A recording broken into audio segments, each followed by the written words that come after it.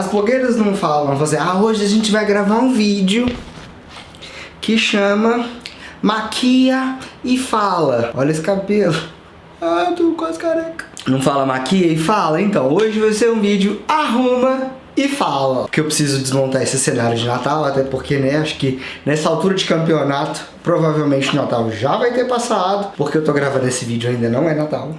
Mas na hora de desmontar o cenário que eu já tenho alguns vídeos gravados. Então, eu vou começar a tirar as coisas de Natal e a gente vai conversar um pouquinho sobre algumas coisas que eu tenho assistido e que eu tenho me levado a pensar bastante. Então, bora lá começar do começo.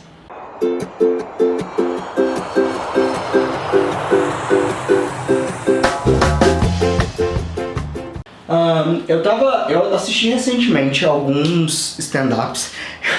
Eu falo que eu me tornei aquilo que eu achava mais engraçado, aquela pessoa que assiste stand-ups, que procura stand-ups pra assistir. Há alguns anos atrás, o meu segundo namorado, ele adorava stand-up e ele ia em todos os stand-ups. Eu lembro uma vez que ele estava em São Paulo e ele foi naquela casa de comédia de São Paulo famosa. Ele adorou e tal e, tipo, caguei. E eu não tava nem afim de ir, nem nada. E foi muito engraçado que eu comecei a pensar nessas coisas. Por que eu não gostava desse tipo de comédia? Por que eu não gostava de stand-up? Aí eu fui percebendo que eu não gostava muito de stand-up porque muitas das piadas que os comediantes faziam nos stand-ups me atacavam de uma certa maneira. Então eu criei uma raiva muito grande de stand-up. E não assistia, não fazia nada, não gostava. Alguns anos depois, eu comecei a ver uma coisa ou outra. Acho que a gente fala, né? A idade muda muito a gente. E apesar de ter gente que não concorda, eu amadureci um pouquinho em alguns pontos. Claro que a gente não muda a essência. Eu tenho uma essência muito infantil, eu tenho uma essência muito brincalhona. E essa essência é a mesma que a minha mãe tem. A minha mãe aí tá com quase 60 anos. Ups! Minha mãe tá com quase 60 anos e ela tem essa mesma essência, essa essência de brincalhona, de sempre brincar e etc e tal. É uma coisa que eu acabei puxando isso dela. Mas o que acontece? As comédias, eu comecei a ver as comédias de uma forma um pouco diferente. E tiveram duas coisas que me chamaram muita atenção. Uma foi o vídeo da Lorelai Fox falando sobre como o papel do homossexual era representado antigamente e como ele é representado. Mas aí entra num outro assunto. No início desse ano, né, mais lá pra abril, maio, junho, a época que eu tava nos Estados Unidos, eu assisti um stand-up que chamava Ellie Wong, Baby Cobra. Ela tem 2 stand-ups no Netflix que são comédias. E ela é muito escrachada. Vou abrir os meus presentes, gente. Meus presentes. Eu fui começar a entender algumas coisas e comecei a assistir alguns outros stand-ups. E eu percebi que o stand-up dela, ele era um stand-up de comédia. E era uma comédia, aquela comédia pastelão. Aquela comédia que foi feita pra rir.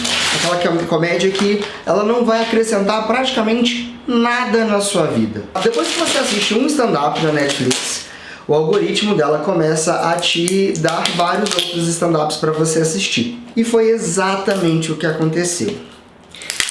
Logo depois que eu assisti esse stand-up dela, que era o Baby Cobra, eu assisti o outro também. Um era antes dela...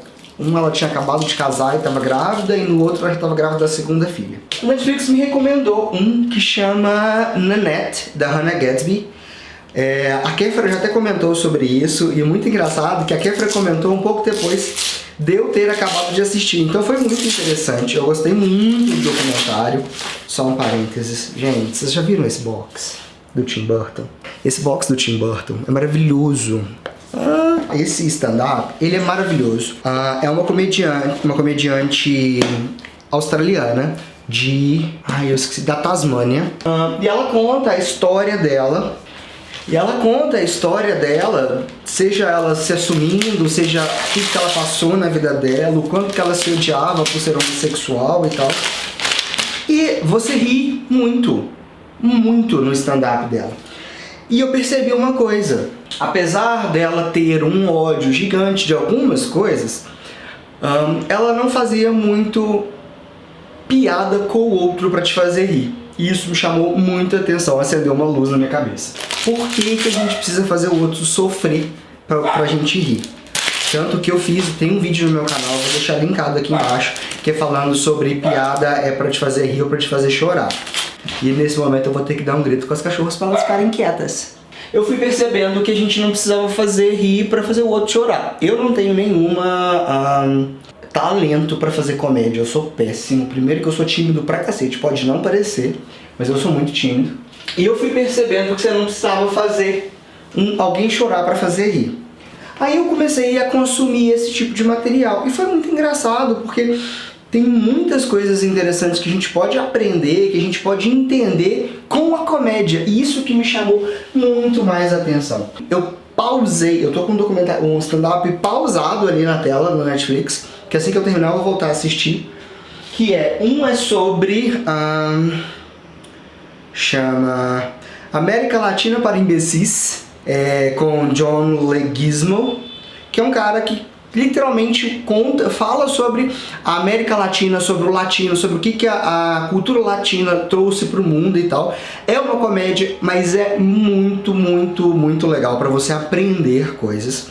Um outro stand-up, eu vou falar sempre documentário, gente, porque é burrice mesmo. Um outro stand-up que eu estou assistindo e eu estou gostando muito, muito, é um episódio por semana que ele sai, chama The Patriot, O Patriota, né? É com o Hassan Minhaj. E esse cara é muito engraçado, ele faz comédia, é um episódio por semana, a gente tá no 1, 2, 3, 4, 5, 6. Já tem 6 episódios. É esse carinha aqui, ó, deixa eu mostrar pra vocês. Não sei se vai dar pra vocês verem. É esse carinha aqui, é o The Patriot. O que ele fala? Ele faz uma comédia sobre várias coisas. Ele fala sobre a Arábia Saudita, sobre a Amazon, como a Amazon tem dominado o mundo, sobre como o petróleo tem mudado o mundo. Fala sobre a marca Supreme.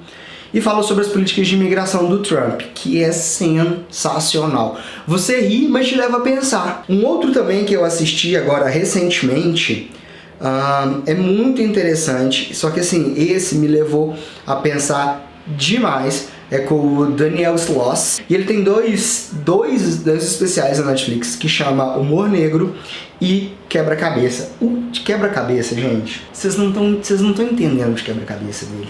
O de Quebra-Cabeça é de dar assim, nó no estômago, porque você começa a pensar em algumas coisas que você fica assim, não é possível, a minha vida inteira eu fiz errado. Você ri? Sim, você ri e muito das coisas dele.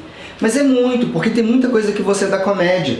É muita coisa que você pra rir demais das coisas. Só que meio que ele não tá falando mal de ninguém pra te fazer rir de uma certa maneira. Às vezes ele fala da ex-namorada dele, ele fala mal dela e fala mal da vida em algumas questões. Mas é muito interessante, eu gostei muito desse stand-up, pelo que eu falei, né? Porque ele não faz ninguém... ele não faz ninguém rir, ninguém chorar pra você rir.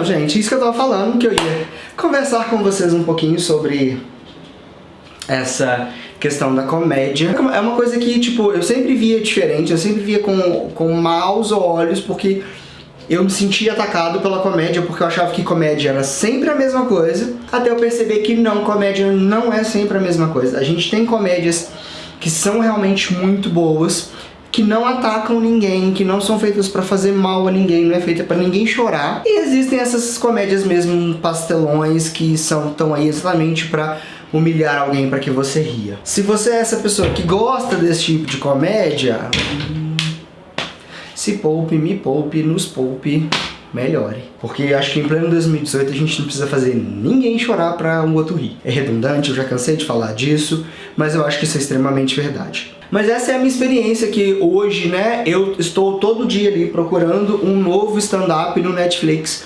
que me ensine alguma coisa de uma forma engraçada sem atacar ninguém. E existem muitos. Mas é isso aí.